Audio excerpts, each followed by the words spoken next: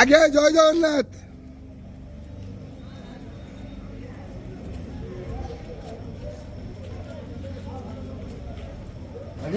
हरि बोलो हरि हरि बोलो हरि हरि बोलो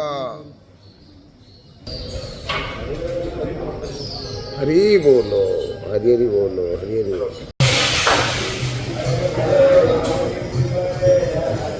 हरि बोलो हरि हरि बोलो हरि हरि बोलो।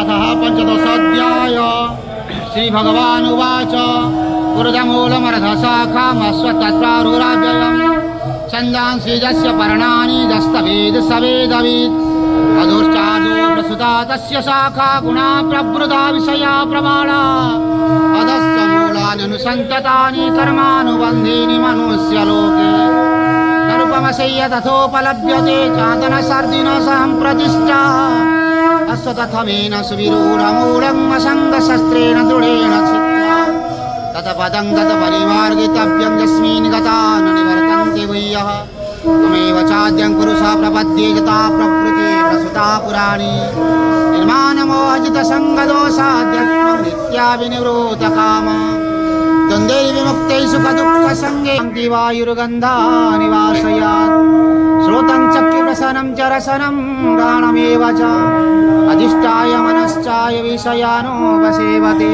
यदाग्नौ तद्दाजो विद्धि माम्। हरि बोलो हरि हरि बोलो हरि हरि बोलो।